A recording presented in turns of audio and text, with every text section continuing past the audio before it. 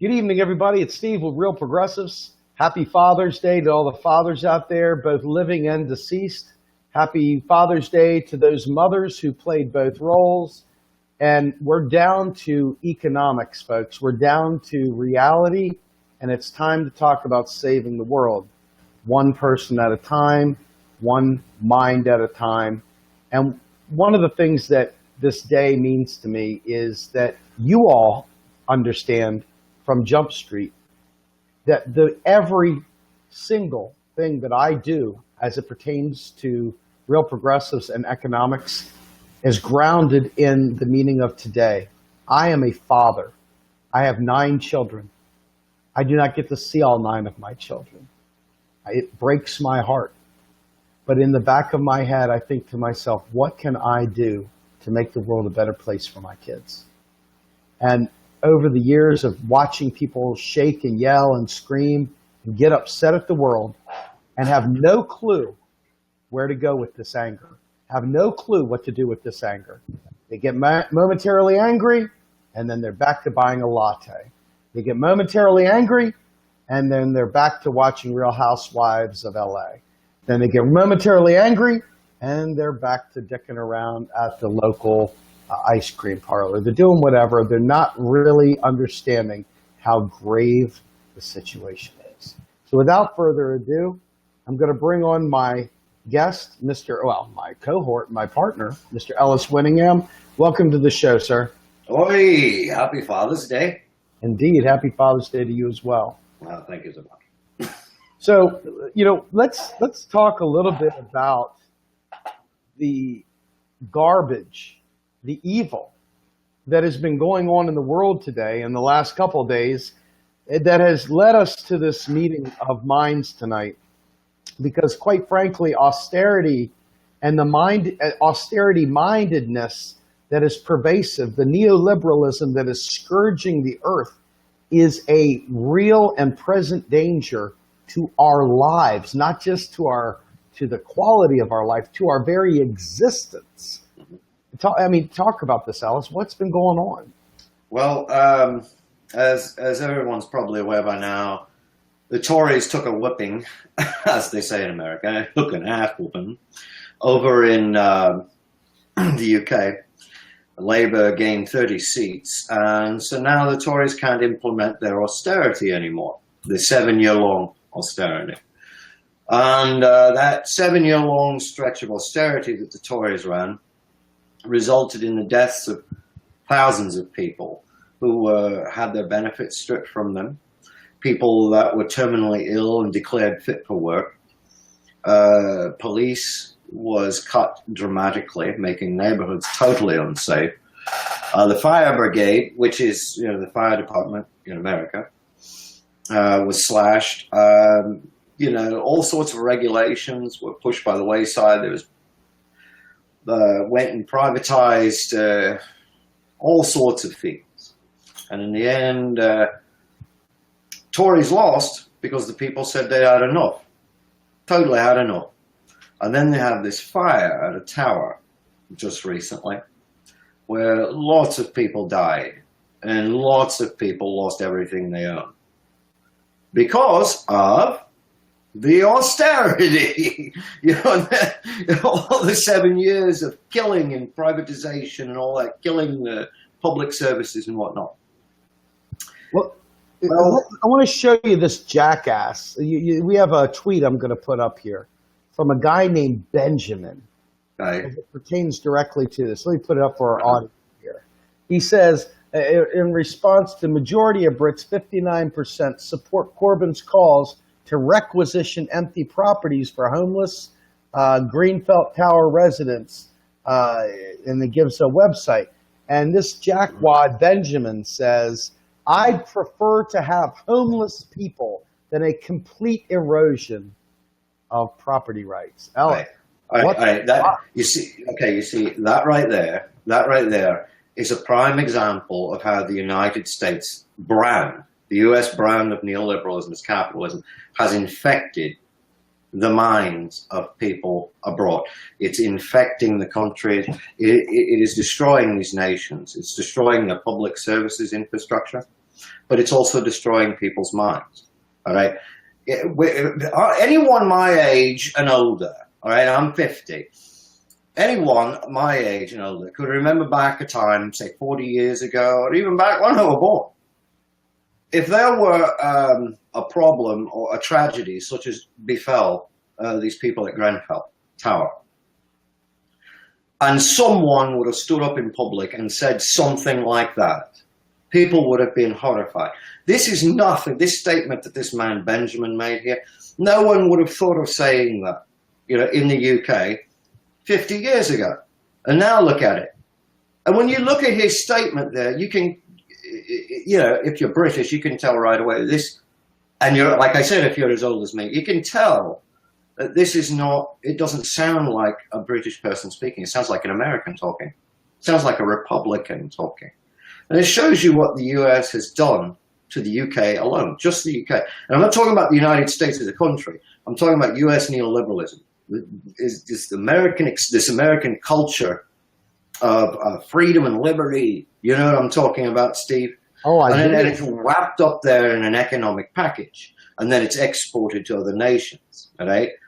Listen to this. I prefer to have homeless people than a complete erosion of my property rights, of property rights. Yeah, that's fucking brilliant. What he's basically saying, in no uncertain terms, he's admitting to a candid world that he's a sociopath and he doesn't care what you think about it. I mean, think about that. He's basically telling you that he does not care if what I'm saying is correct about the UK government never running out of money. Okay, it can't run out of money. That's where the pound comes from. He doesn't care if that's correct whatsoever. He just doesn't care. He would rather have homeless people than lose his property rights. Property rights because Jeremy Corbyn said, hey, I've got this idea. Since these people are homeless and they've got nowhere to go currently, what if the government just requisitions... Hey, I've got this idea. What if the government just requisitions vacant homes? Homes that aren't being used, they're just vacant. They've been sitting vacant. What if we requisition those and let these people live there so they won't be homeless? Oh, you're infringing on my property rights. Sounds like one of those freaks say, you're infringing on my Second Amendment right to carry an AK-47 and pick up a bag of Oreo. You understand what I'm saying? Oh, that does not sound like someone who's British, but yet there it is. All right? He's pissed off about losing his property. What property right? What property rights is he talking about? That he's going to lose simply because the government requisitions these vacant homes. Give me a fucking break. All right? And this has everything to do with the austerity mindset that we were talking about. Convincing the British people that the UK government has no money. It's completely flat busted. Broke has no pounds whatsoever. All the pounds come from the private sector, and everybody's going to die if government keeps spending. So we've got to have austerity. Eh? Well, like I was saying, Theresa May, she screwed up royally by calling this election. Labour gained 30 seats. Now, the Tories have no mandate to continue with their austerity regime and killing people. And along comes George Osborne, Chancellor of the Exchequer, the former Chancellor of the Exchequer, don't you know? And he says in a BBC article, and the BBC proudly publishes this stupid article. And the stupid article says that George Osborne is saying, do not stop austerity. We've got to keep austerity. We can't stop austerity because it would destroy our credibility, our economic credibility. George Osborne says that if the UK ends austerity, it will destroy economic credibility. Our economic credibility. Really? As though it hasn't been destroyed already after 7 years of austerity. And for those new listeners, I think it's very important to explain precisely why austerity is madness. In fact, I think I should like to point out, because I'm writing an article that I'm going to spit out tomorrow about this stupid BBC article in retort. George Osborne's call to not end austerity is literally a call. It's a murderous demand. Okay, austerity is murder. In no uncertain terms, it's murder, pure and simple. You're killing people for no reason. And it's all based on a neoliberal belief that the UK government, the US government, the Australian government, they don't have any money of their own. And so they have to tax or borrow to fund spending. Okay? And the truth is completely different. The UK government, the US government doesn't have to tax or borrow because that's where the dollars come from. And since we have a floating currency, there's a free floating currency. Okay, and it's inconvertible, meaning the government won't give you gold in exchange for your dollars. The government's supply of dollars and the UK government's supply of pounds are unlimited. They're infinite. In fact, money is infinite. It's the real resources that are the problem. So basically, what has been going on in the UK and in the US as well, in Australia, is these politicians like George Osborne, like Hillary Clinton, go out and they tell people we're broke and we need to find cuts to pay for this, and we got to raise taxes if we want to have universal health care, and all of it's a bloody lie. Every last bit of it. Every single bit of it is a lie. It's another lie. Even George Osborne knows. Okay, he knows where pounds come from. He just doesn't want to spend them on you. Hillary Clinton, all these people, Bill Clinton, they know where US dollars come from. They know they come from the US government. They just don't want you to know that because you might want some for yourself. Okay? It's just a fact. All right? And so when you look at this guy, Benjamin, was his name? Benjamin, was it? Benjamin. Benjamin. Okay, well, Benjamin the Tory, if you look at him, this conservative brat, if you look at him, his statement, literally, his statement that he would rather protect his property rights and just have homeless people, his statement is based on the premise that his pounds that he earns, okay, that the UK government taxes will be spent and handed to poor people. He goes from the premise that his taxes pay for other people's stuff. These lazy layabouts who refuse to get a job and all that time. Okay? And it's a lie. They don't. Benjamin's a very confused individual. All right? Speaking of confused individuals, I want to talk about this real quick because I think this is very important. I won't mention his name because to mention his name would be to give him publicity he does not deserve. But in a way, I want to give him publicity because I want to give him the good old Digit Award too.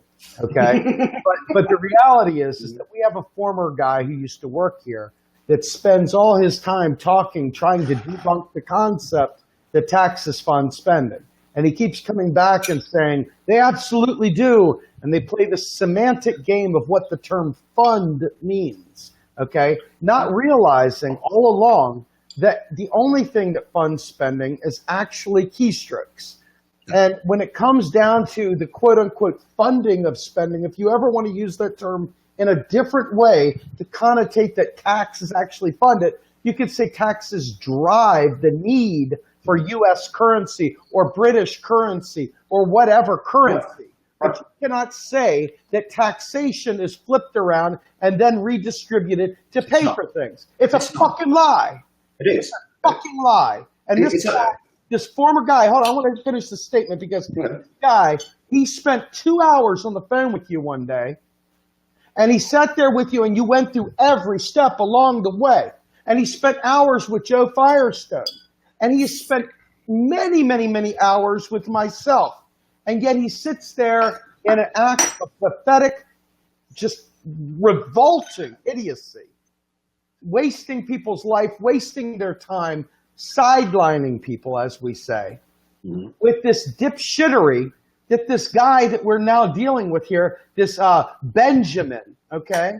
The very, very nature of Benjamin and his tweets, okay? This is what this individual is in essence promoting with his worthless mindset and the time wasting, the lies, the idiocy that he proposes and runs around behind the scenes peddling and throwing out there. This is an American version of Benjamin. And we had him on this team. He's no longer here, praise the Lord.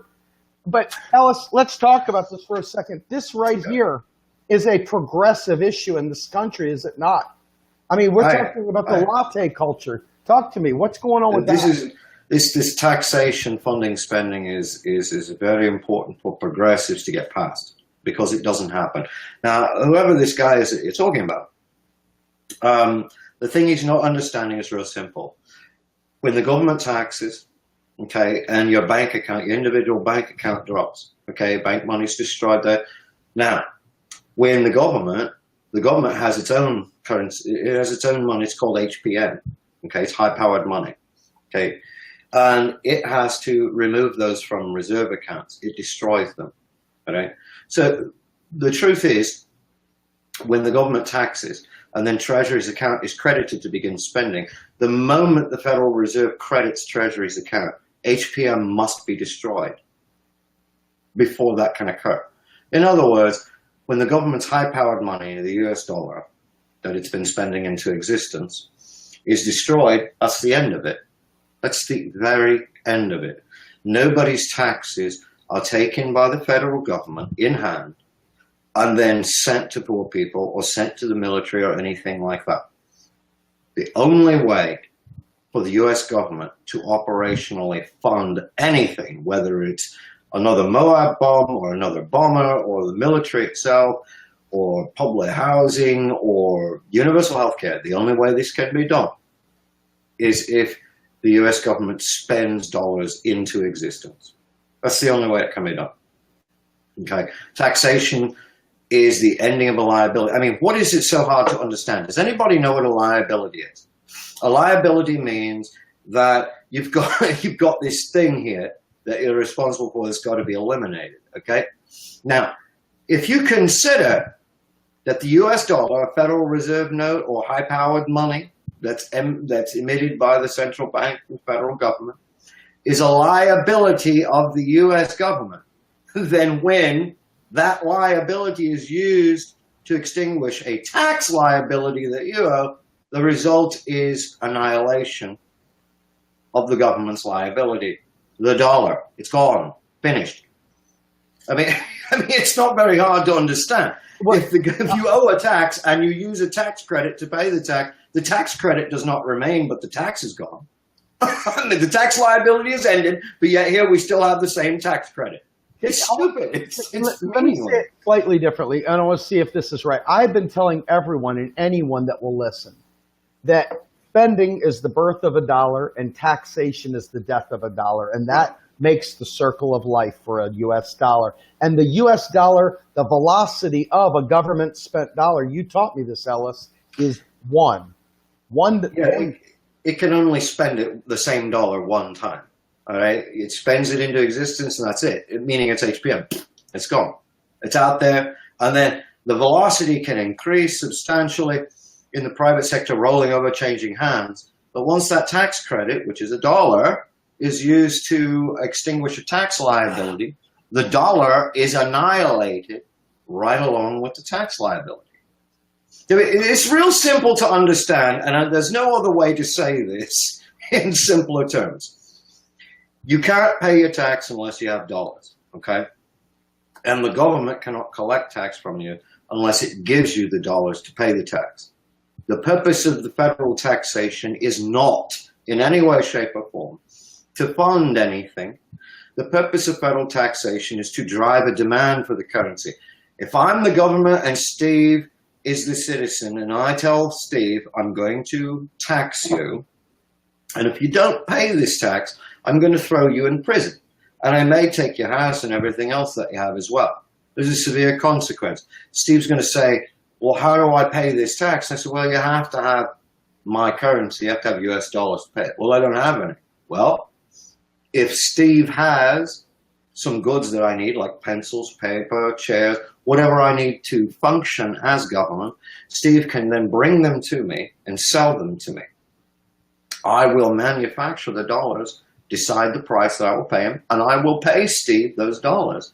And now he has the dollars to pay the tax. The purpose of this circular thing, which some people find as stupid and pointless when they hear this, is not. The purpose of this, of the government taxing and then creating a dollar so that you can pay the tax, is so that you will demand the dollar. And as long as the government can get you to demand the dollar, the government is free and clear to fund itself, to provision itself with the goods and services that it needs to function as government in perpetuity. So as long as a nuclear warhead doesn't come raining down and destroy the country, or an army comes along and occupies the US and takes the government away, or a meteor strike or some other natural disaster befalls America, as long as it does not occur, then as long as the government issues the dollar, and only the government issues the dollar, then the government can always supply itself with the goods and services that it needs to function as government in perpetuity. You see, we established national governments for one reason, okay? So that they, with one idea, so that they will last, okay? They have to endure, okay? A bank doesn't have to endure. Walmart doesn't have to endure. But God damn it, if you want the US of A to endure, the national government must endure, because without the national government, there's no nation. So it must be able to provision itself with goods and services without fear of going broke.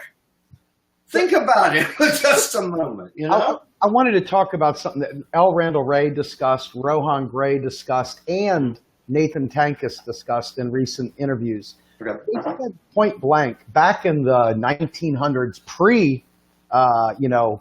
Federal Reserve Act, et cetera, people were running around with these pieces of paper that said, Joey owes me 5 chickens or whatever, or they would have Chase bucks. Chase would authorize these things, these bills of receipt, these IOUs, et cetera, and they'd run around trading IOUs, they'd slash it out, they'd burn. But when all this stuff was done, they burned. Randall Wray, in the last 10 minutes of his interview, went to great lengths to talking about how they burned the IOUs. That when they were done, when they were because there's nothing left to owe. Because what you owe, you no longer owe. The liability is extinguished. End of story. We're burned. Done. Morons. And I mean, and I'm saying this in a harsh way, and it's not by accident that I'm saying it, because I'm tired of having to say it over and over again. These people don't understand. You've done the Gollum routine with my precious. They're afraid of getting rid of these precious pieces of paper. But they don't realize it's just a coupon. It's just the tax liability that hasn't been taxed yet. And it's a tax credit that hasn't been used to pay taxes. Exactly. So ultimately, when you think about it like this, okay, once people finally start thinking about dollars in the way they really are, instead of this bullshit, I mean, the stupid nonsense from Global Research CA or these bloggers out of nowhere from Counterpunch that don't have a dick's idea of what a freaking economy is or how a dollar flows. They don't realize operationally how important this is, because all the myths and lies and legends lead to certain death over and over again. If you want to say, as the left, if the left wants to continue its moronic insistence that taxes pay for things, then it gives the right wing the right to say, I don't want my taxes paying for your stupid health care. I'm perfectly fine without your stupid health care. Let them die. Let them eat cake. Let them fucking die. I'd rather have homeless people than lose my property rights. It is disgusting that the left continues to do this, even though they know it's wrong. They know. I have had personal contact with them, so many of them, and they know. Who am I? It doesn't matter. I'm a proxy to the ones that say this and have done the research. You are as well. We have done this. Folks, you are. Everybody that hears these things, you have a right and a responsibility to demand the left cease all lies about taxation funding things, about the paying for stuff. Stephanie Kelton said in her tweet back to me, I said, Stephanie, do federal taxes pay for anything? And she said, no. And then her answer had a JSTOR article. And it was this great, wonderful white paper that she wrote back in the early 2000s, or maybe even before 2000, maybe in 98. 98. And 98. It's the one where she talks about the bank money is destroyed, then the government's money, HPM, is destroyed, and when Treasury's accounts is credited, then necessarily the HPM is being destroyed at that moment. Therefore, it is operationally and totally impossible for federal taxes to fund federal spending. Goddamn right. I mean, it's not possible because the government's high-powered money is destroyed as soon as Treasury's account is credited by the central bank. The central bank cannot, under any circumstances, credit Treasury's account with dollars that are currently, with high-powered money that's currently in existence. It just can't. It can't work that way. It doesn't work that way. Well, the point I'm making here is that that same asshole that I spoke about earlier that you spent hours with and Joe spent hours with and other people on the team have spent hours with and I've spent hours with, that's running around telling people that we're not telling the truth, that we're lying, that we're saying the wrong things and just piping off, you know.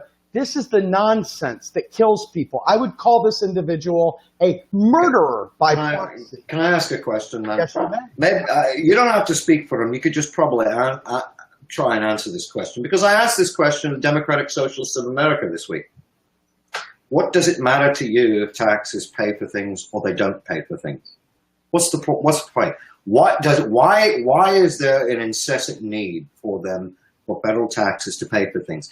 First of all, in the case of the rich, you want to tax the rich, okay? And the reason why you want to tax the rich is because you want to reduce their wealth in terms of US dollars, okay? So you want to bring down their wealth in terms of, you want to get to their hoard of dollars and reduce it, okay? Why is it necessary then that the dollars also pay for things too? Why is that necessary? I would like to know. What's the purpose? I mean, more than the destruction of the dollar and the destruction of the rich's wealth in terms of US dollars, it's far more important to know that it pays for things too. And if I see proof that it doesn't pay for things, I'm going to reject it because I need it to. Why the need? Why this deep-seated need for something that doesn't exist to pay for things? Because they want the government to run like their household budget because they can't fathom a currency creator. Can you fathom a toothpick maker? Okay, a toothpick maker, if he had a monopoly on toothpicks and no one else in the world was allowed to make toothpicks, this is the only person allowed to make toothpicks. He can make as many fucking toothpicks as he wants. Why is it that, oh, well, he's just created toothpicks out of existence. Well, that money doesn't work that way. You can't create, you got to dig US dollars out of the ground and pan them out of streams in Alaska. They're rare commodities, they are. Man, this is not a barter society here. It's not a barter economy. We do not take commodities and exchange them for chickens and food at Walmart. You're giving them little vouchers that are created at will by the government itself. And since the government creates them at will, it doesn't need that. It doesn't need what it's already given you to afford to spend because it's the entity that gave it to you in the first place. It gave you the dollars in the first place. I'm sorry that you just can't understand the macro level. It means the big picture, the whole country, okay? Not just your little existence in your apartment or in your mom's basement. I'm talking about the entire nation. And in fact, the entire world that wishes to save in US dollar denominated financial assets, all right? The fact remains. When the government deficit spends, it's adding more dollars to the economy. It's as simple as that. So check this out. Not Socrates here said something really, really great. Does an airline run out of frequent flyer points? No. Yes, it does, all the time. The airline may run out of seats on the plane to honor those points it issued. Right. The frequent flyer points are thus a liability to the airline, the same way the currency issued by the government are, in fact, government liabilities. Folks, exactly. If I could make this a meme, if I could turn this into its own thing, not Socrates would be turned into Socrates, because I can tell you right now, that is beautifully stated. That's perfect. That's exactly what it is. A movie theater, all right? It can run out of seats, all right? But it can never run out of tickets. It's the fucking seats that are important. It's the film that's important. In the economy, it is the food, the clothing, the DVDs, the labor, The Adnams Broadside, fantastic ale from Blighty, fantastic ale from the UK. It is a glass that the broadside is contained in. It's this iPhone. It's these things, the real resources that are important, and they are finite. The money is infinite. It's issued by the national government. Okay? And that's the only constraint to federal spending. The real ability of the domestic economy to produce goods and services, in other words, simply put, the government can only deficit spend safely up to the point where that deficit spending can be absorbed by the economy. So if you think of the economy as a fucking sponge that's about this fucking big, and the government only puts 2 eyedroppers worth of water in it, that ain't shit. Okay, there's a lot more capacity. So you're leaving the rest of the sponge idle. It would be the same thing as a theater owner having 200 seats for a film that he's going to show, but only selling 20 tickets. So why leave 180 seats idle? What the fuck for? All right. Well, in the same way, when the federal government doesn't deficit spend enough, it's leaving real resources idle. It's called unemployment, for instance. Unemployment rates remain high. Okay. Real resources, factories, everything just lay there and they don't do anything. It goes idle and it results in lost output that you cannot reclaim. Because why? Time. It continues forward. With each passing minute, you lose time for those who are alive. They can't get younger and start over. So if you spent 40 years of austerity in destroying a nation's infrastructure, destroying its educational system, destroying everything, including healthcare, It's fire. it's going to take 40 plus years to recover from that. Okay, you got to start over again. You can't just expect it to be an overnight thing. So the longer high unemployment goes on, the longer austerity goes on, the further and further and further you push recovery into the future, which means those people who are alive today will be very, very old by the time prosperity emerges again, unless someone acts today, right now. Does this not pump people up? Do you not get why this is so motherfucking important right now? I mean, seriously, this to me, Ellis, is why we do these shows. This, honestly, tonight's show, not Socrates, your explanation right there. Even though I know this stuff, I sometimes get so freaking angry, so bitterly angry at the derpitude, the idiocy, the bona fide time wasters that sit there and sideline us with nonsensical, what about the overnight window? What about primary dealers? What about this? What about that? What about shut up? I mean, this is the stuff that when you sit there and you... That's nothing to do with anything. Well, you remember I mean, this is what I'm saying to you. The kind of nonsense that I'm talking about. You know, for me, when I sit there and watch these people break out the Ron Paul book of bullshit or the Milton Friedman book of debunked theories, when I see them break out Say's law and I see them break out the Phillips curve and I see them break out your favorite, which is DSGE, and I see them break out all these other nonsensical bullshit things, folks, before you get to how you spend money, before you get to how the government spends money, before you allocate it here and allocate it there and decide how you want your society to look, modern monetary theory describes the operational realities underlying all those decisions. Now, I will tell you that as a former Republican, someone who followed Ron Paul, and someone who thought the gold standard was something to be celebrated, okay?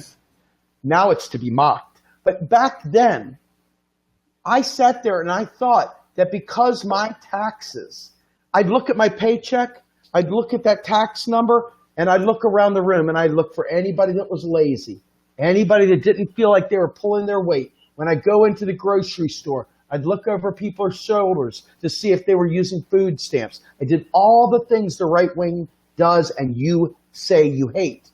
But here we are telling you that the reason why that's bullshit is because the taxes don't fund spending.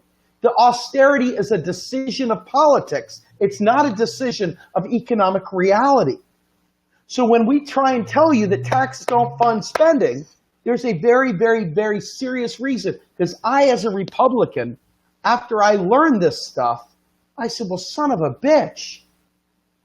Son of a bitch. The entire right wing's a lie. And then when I flirted with the Democratic Party, I realized the entire Democratic Party is a fucking lie. And then I said, I'm only dealing in macroeconomic reality going forward because everything these sons of bitches say is a straight dope lie. And now worse, we're trying to build third parties and stuff like that. And many of the people trying to build these third parties are steeped in the same lies. And there is no way we can have progress if the lie perpetuates. And people will die. Anyway, Ellis, what were you going to say, sir? What we're trying to do is build third parties on the same economic narrative that the Democrats and Republicans use. How are you going to get anywhere with that?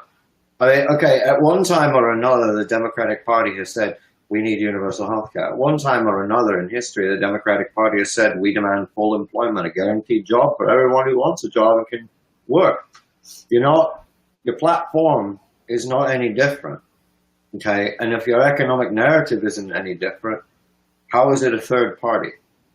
I mean, look, okay, you've got the Republicans and they say, look, the US government has no money of its own. It taxes and borrows to fund spending and the national debt's a crisis.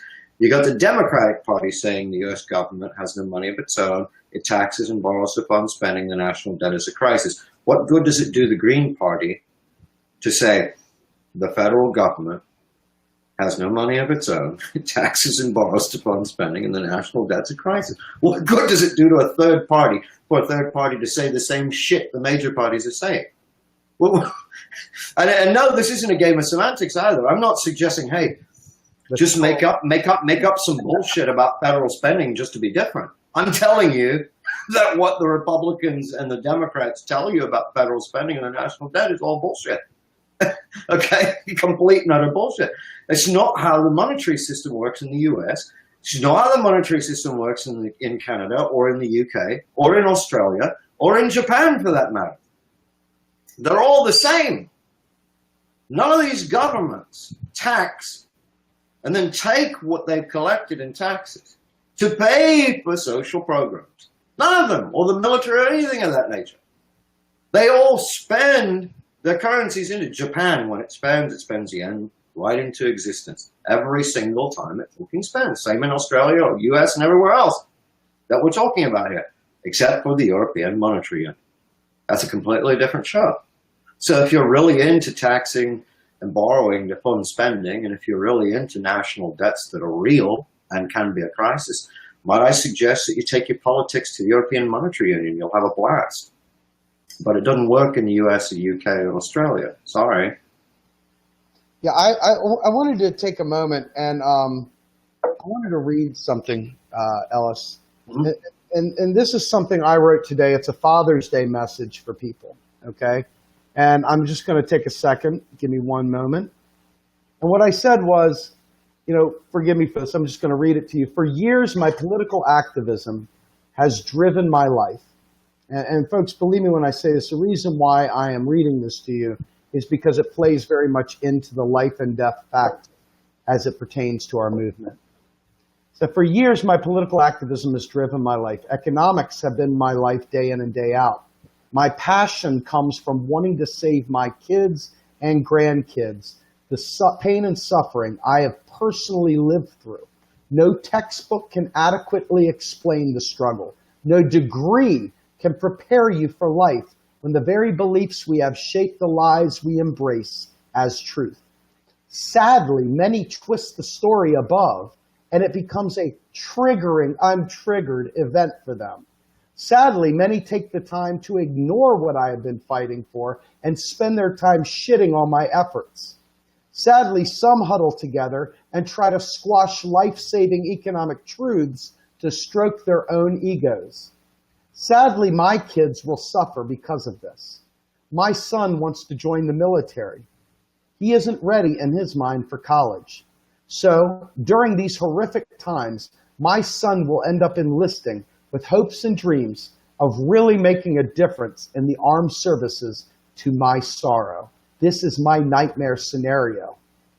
I have been a staunch advocate for a robust federal job guarantee, defined by local communities to serve the public purpose, far less austere than a transitional job and far more robust than the status quo UBI crowd who has absolutely zero answer for my son's plight. This leads to death. I am seething in my heart and my stomach about those who would negate my activism with uninformed political religious dogma that has no basis in reality, just religion, trolling, mean-spirited, in-group, out-group exclusionary games. I have lost respect for so many would-be leaders and friends who are incapable of making any meaningful effort to get this. I am hurting on this Father's Day because I know many in the movement I am supposedly a part of, but not supported reciprocally, would allow my kids to suffer and die because they just don't care. Don't like me. Don't like the project management I espouse. Don't like my style, are conspiracy theorists incapable of learning, or just an outright groupthink sheep faking to be revolutionary. Sadly, death will continue because so many progressive leaders, in quotes, peddle myths and legends as opposed to learning and living in truth. I pray my kids do not have to die because of these individual obstinate minds. Hell hath no fury like a father ready to protect his kids from this fucking idiocy. That was my Father's Day message, folks. That was it right there. Because you know what? When I see people sitting there espousing this stuff, when we can operationally prove it's a lie, then you know that they are a fucking liar. And you know that they're willing to let people die in their pursuit of their lie. That is shameful. And that is worse than Republican. You want to sit there and say, join me, and you peddle that shit? And you want to say shit about the duopoly, but yet you still peddle that shit? Give me a fucking break. Give me a fucking break. Ellis, what do you think, man? You know,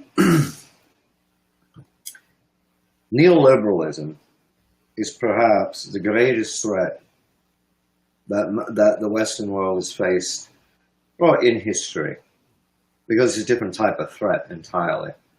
We're at a pivotal moment in history. I think I talked to you about this morning for just a small wee bit of time. We're at a pivotal moment in history, okay, where it's time that we either fight back in an organized way against neoliberalism and destroy it once and for all. And this mindless austerity driven by neoliberalism that we see coming out of George Osborne's mouth and the Tories' mouth over in the UK. All right. If we do not fight back in an organized fashion, neoliberalism will continue to consume nations. And as it's doing right now, it's already at the stage where it's killing parts of the populace of these nations. It's killing off the populace. We're at a point in time, I don't think that there was a more serious point in history than maybe perhaps the Battle of Trafalgar. And the reason why I say that is because if it weren't for what Nelson did at Trafalgar, Napoleon's navy could have blockaded the English Channel, loaded soldiers on board, and the United Kingdom could have been decimated. That would have changed the course of history forever for the US, for Europe, for the United Kingdom. But Nelson changed the course of history for us at that one simple battle there. And I would say that we're at the same crossroads right now. And the problem that we face is that the only real opposition to neoliberalism is the left. It is progressives, all right? And the problem with that is there's no real organized effort. There's no unification on the left. There never is. It's just this bunch of scatter all over the place. people choosing to be one. Oh, I'm a leftist, but I believe in this. Well, I'm a leftist, but I believe in that. I am a leftist, but I'd like to end the Fed if it's all the same to you. And they've got all of these little pet things. Okay, all these little pet projects and pet issues that are their central issue. Okay? None of them ever happen to be economics or even getting the economics right. And so what we have is population of the United Kingdom, those people who know better, who understand how the financing of the UK government works, and people in the US who understand how financing of the federal government works, and in Australia, same thing.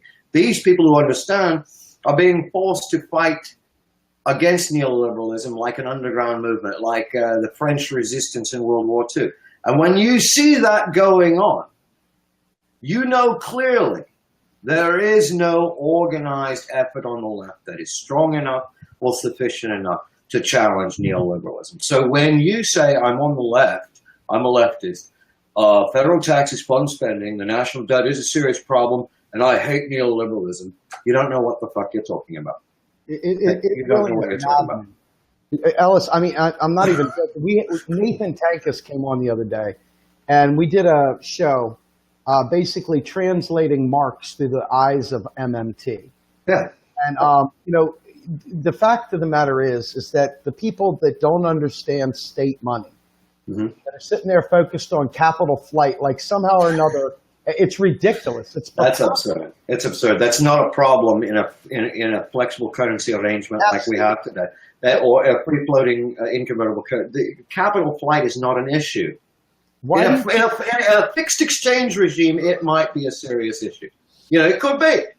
But when you have capital investment in productive investment being in situ, like it's fixed, and you're talking about huge factories and all this land and expensive, you can't just pack it all up and leave in an instant. And even if they did, that doesn't stop the U.S. government from requisitioning the vacant factories and putting them to use with a job guarantee. All right, it doesn't stop anything. The UBI crowd has come back to life again, and the Zuckerbergs and some of these other folks that look at these low-hanging opportunities that just, hey, it sounds good, so that means it must be true. Just like my household budget runs, so therefore we got a tax to spend. It's the same shit with the UBI. Sounds really good. I kind of like it. Maybe we should do that instead of redefining what work is through a federal job guarantee and not work for the man, not looking backwards. This is something you said earlier about how progressives look at Eugene B. Debs, who was a great man for his time and has a lot of great lessons we can learn from, whom I respect with all my heart. He's got some of the best quotes ever. Yeah. But Eugene, the man lived in a different time, under different circumstances, very different circumstances. If Eugene were alive today, if Debs were alive today, and he saw how the monetary system of the U.S. works, he said, fuck, our job's easy now. Join me, make me president, and I'll really screw the rich. How am I going to do that? I'm going to make them irrelevant. That's exactly what Debs would do. He'd run permanent deficits. Okay, because there's a current account deficit going on in the U.S. We import more than export. Okay, so Debs as president today would simply run permanent deficits for full employment and the public purpose. That means sustainable energy and all the neat things and universal healthcare that we need. And he would tax the rich, yes, but he wouldn't use the proceeds to pay for anything because he realizes that money doesn't grow in rich people; it grows on the government. That's where it comes from. So Debs would just reduce the wealth of the rich through taxation and through GDP redistribution back to worker share. And guess what? The rich's income would drop, equity would be achieved, and that would be the end of it. But here's the thing.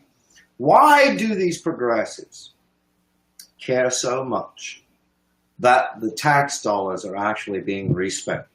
Why does that matter more or just as much as the wealth of the rich being reduced in terms of US dollars? Why do they also have to pay for things too? Because the truth is a lot of them, I'm not saying all of them, but a lot of them would have nothing to bitch about. They have nothing to complain about. Just like the liberals. The liberals love to complain. Give me something to complain about. Okay. Well, racism is a problem. Racial tensions is extremely high Okay? And, oh, well, I've got an idea. We'll take down the Confederate flag. Okay, but how's that going to stop racism? Just get out of the way. I'm going to do it. Oh, you don't want to end racism, do you? I see. Because then you'd have one less thing to complain about and campaign on. Well, what about climate change? Yes, it's becoming a serious issue. We need to address it. Well, I think we should address climate science denial. No, what about we address climate change? No, we'll fight climate science denial. That means that we'll spend our entire lives trying to convince people to believe what we believe. And we know that that'll never happen. So we have something to complain about forever. That's all it is. It's just a whine fest, or what do they call it? A bitch fest, I guess. Yeah, that's it. And the story. I think a lot of progressives are stuck in this idea of rather than solutions. They need something to fight and struggle constantly, or else they feel like their lives are meaningless. I couldn't agree more, Ellis. I want to put up this quote that we talked about earlier from Oscar Wilde back in the day in 1891. Soul of a Man under socialism. He says, to recommend thrift to the poor is both grotesque and insulting. It is like advising a man who is starving to eat less. Exactly. I mean, what the fuck, Ellis? I mean, why in the world, how in the world is this possible that in this day and age... Well, obviously, the man's poor for only one reason. Didn't you read John Calvin? He's lazy. He's lazy, or else, but more importantly, he's just blowing all of his money on useless shit and living way beyond his means. So if he'd be a little bit more thrifty, maybe he wouldn't be poor. Poverty is the creation of the federal government. In the United States, all poverty is a creation of the federal government, and the only entity that can eliminate poverty in the U.S. is the federal government, which it will do and only can do through net spending. That means deficit spending, or this meme that just appeared magically before my eyes. That's how poverty is ended. The federal government spends to do it. It deficit spends, targets poverty, and eliminates it. Those people who are poor afterwards choose to remain poor. Therefore, it's not involuntary. Okay? Who are we talking about? Monks, right? Religious persons just like monks, they take a vow of poverty. Okay, they choose to be poor. But not the majority of the people out here who are struggling and suffering don't want poverty. They don't want to be in it. And all the U.S. government has to do is target poverty through deficit spending and eliminate it. Because the frigging federal government created it in the first place. And it's the only entity that can get rid of it. I love this meme here, Ellis. I mean, I feel sadly because how ingrained the idiocy of orthodox economics, which keeps us completely destitute. I feel like you and I are the guys in the center right now, unfortunately, but the reality is that this is an illusion because we are really outside with the rest of those people looking inside at the neoliberals who are propagating this. Yeah, they're trapped in a prison. This is our strength. See, look, they're trapped there. The leaders in the center are trapped in a prison. There's no escape, but yet the truth is instead of saying, and we call them those in power, it should be more or less something like this. I would say, oh, hell, I shouldn't say that. That'd be offensive. Well, anyway, that's pretty much correct. The thing is that it's an illusion. We are the masses. All it requires is for every one of these black streaks there that are on the outside circle there, all it requires is a unified mindset of, I'm tired of this game. I don't wish to play anymore. And then those people in the center are fucked. It's that simple. And if only progressives, and I don't mean just in the US, I mean a unified US, UK, Australian progressive coalition, gathered together and unified at least under the economic narrative that these governments are not broke. These governments issue the currency. They do not tax or borrow to fund their spending, and their national debts are a bunch of savings accounts. If they would only do that, they would crush neoliberalism within 12 months. Ellis, let's talk about that for a second, because one of the things that really strikes me as incredible, the Federal Reserve, which is the left's new these bastards have started sucking Alex Jones's left earlobe in some sort of love fest where they're like buying every Ron Paul lie ever debunked in the history of mankind. Yeah. And what's happened is that we now have a situation where they don't realize that money doesn't grow in the ground. They don't realize that money isn't barrels of oil. They don't realize that money is just scorekeeping, keystrokes. Mm-hmm. And when they say the Federal Reserve is a private keystroker, I probably would listen more to that. But they don't say that. They act like there's some finite, like some grand stooge sitting there with this finite resource, this finite pool of keystrokes that only they get, and they're like this. And it's like, are you flipping kidding me? When you realize how dumb, folks, I'm telling you right now, when I say dumb, I'm talking about duller than a rubber spoon, okay? We are talking about the dumb ladle people, okay? These folks that try and carve turkey with a fucking ladle, all right? That's what we're talking about. The fucking Federal Reserve, keystroke extraordinaire. We're not talking about they have like some finite bucket of freaking money that only they can, it's like, oh, finite. No, the fucking Congress authorizes spending, keystrokes are made, it's spent out. You want to solve poverty? Congress goes ahead and says, do it. And guess what the Federal Reserve does? It doesn't. And you know what? Warren Mosler says this perfectly. It's too simple for many people who fancy themselves to be smart. He said, federal checks don't bounce. They don't bounce. Yeah. Government checks don't frickin' bounce. Why? I have a meme. I've had a meme out there for several years now. There's a picture of Social Security checks on one hand and regular bank checks on the other. And I said, what's the difference between Social Security and privatization? And I have an arrow pointing to the government checks, the U.S. Treasury checks. These checks don't bounce. Okay? They never do and they never will. They can't. Because the government, I think one of the things that progressives cannot seem to grasp is they understand how an iPhone is made. It's one of these right here. Apple, the people in charge of Apple, way high up there, you know.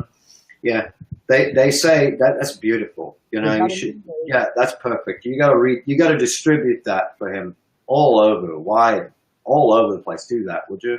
Just absolutely. Okay, look great. Just distribute that far and wide. Make it go viral. You know? Thank you, Mindy. So we have a fantastic graphic artist named Mindy Donham, and she does some of the best work ever. And I want to give her just a momentary round of applause, seriously, for all the good graphic work that Mindy does. Everything from our posters to our logo to every single meme that you see us throw out there with Real Progressives logo on it. And she was even kind enough to make my Digit Award. Thank you so much, Mindy. You are a fantastic graphic artist, and I hope you're listening because I am so grateful for all your hard work. Thank you so much, Mindy. Anyway, back to you, Ellis. Well, I was saying that people need to understand, progressives understand how an iPhone is created. They realize that, you know, Tim Cook and the people in charge of Apple, they say, oh, well, this is a great design. All right? Well, Tim Cook and those people at the top, you know, the board there, the executives, they authorize the iPhone 7 to go into production. Okay? And when they do, the iPhone 7s are produced and distributed. Okay? But what progressives can't seem to grasp is the same thing occurs with US dollars. Congress authorizes spending. In other words, what it says is it authorizes US dollars to go into production. How does it do that? Congress joins together. The House of Representatives joins together and they sit on their butts like this. And they go. And then the next question is, what shall we fund this fiscal year? And there's a bunch of arguing. And then there's this, what should we tax? And there's more arguing. And the Senate says, rah, rah, rah. And the president issues his bullshit, and then rah, rah, rah. Okay, and once everyone's decided on a budget, the president signs off on it. Basically what's happened is Congress has authorized the manufacturing of as many dollars as that are in that current fiscal year's budget. So if that were $4 trillion after taxes, if Congress was going to spend $4 trillion after it taxed, then guess what? It has authorized the U.S. Treasury to begin crediting bank accounts to the amount of $4 trillion and no more than $4 trillion. Okay? So when Treasury says we need to authorize, the Federal Reserve then keystrokes them into existence by entering someone's personal bank account and going and typing some numbers, and guess what? The dollars exist because the central bank can never run out of high-powered money ever. It emits them like people emit sweat. It emits dollars on demand. Okay, and taxation is just the reverse of everything I just said. With the IRS, make sure that everything is correct and this is what you owe. Your bank account is debited by Treasury, okay? But what happens is the reserve account containing the government's high-powered money, that high-powered money, the HPM, is what's destroyed. The government destroys it, and when it does, the numbers in your bank account drop. Okay? It's real simple. That's how the entire system works. In a nutshell, at a very basic level, without all the technical jargon and everything, that's it. Spending is the crediting of bank accounts, and taxation is the debiting of bank accounts. Nothing else. Well, you know, I want to show you another great meme. This one right here is from Mindy. And I think this is very instrumental in what we were just saying, Ellis. I'm just going to put it up here because people that aren't familiar with what we're saying say, well, wouldn't it be great if we could actually implement that? Wouldn't it be, well, maybe someday, you know, we can implement that. And the reality is MMT is already here, gang.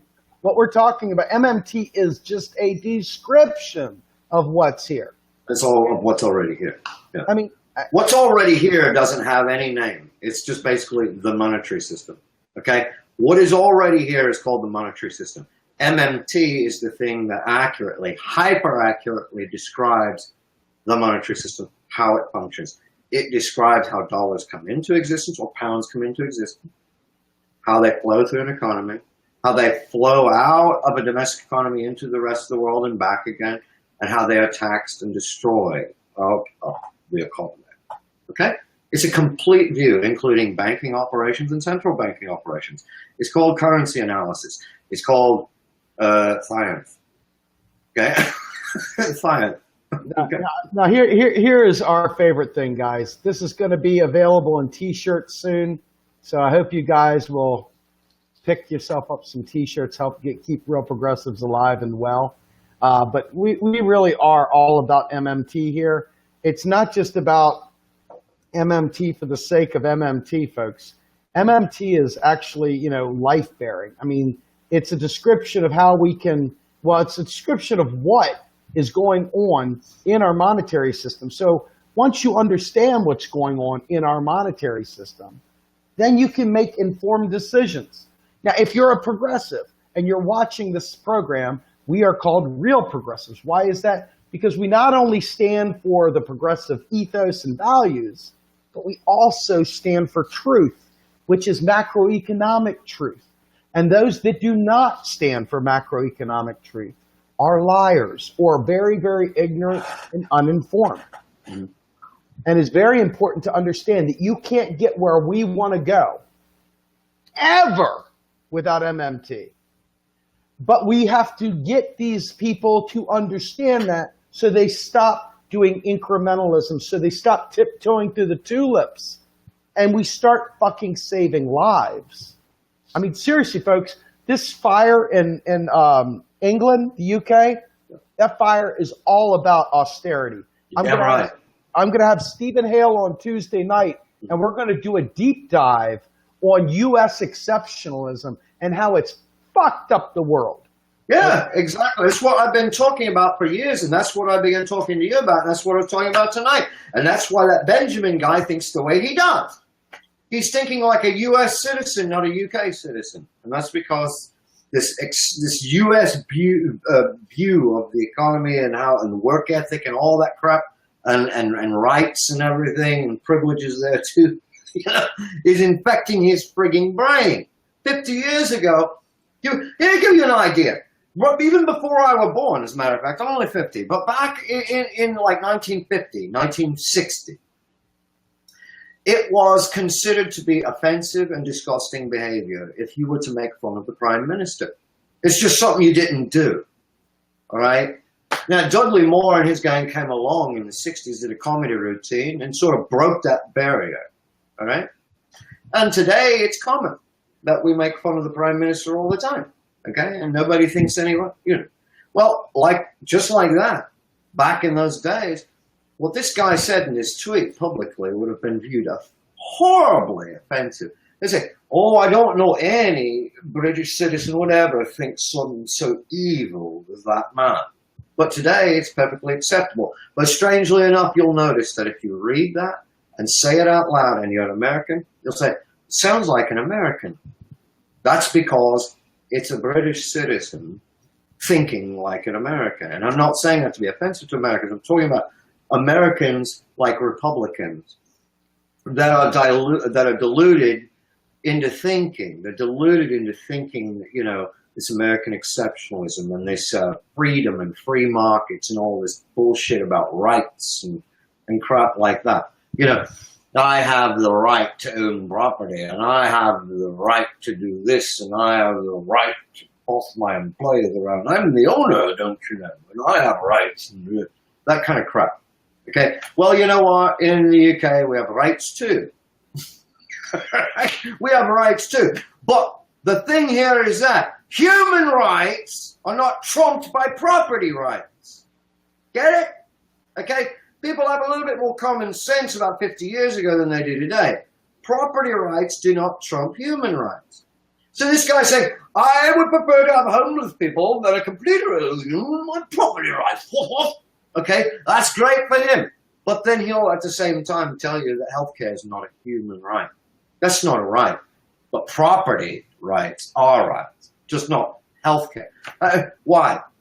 Why is private ownership of property a right, but not healthcare?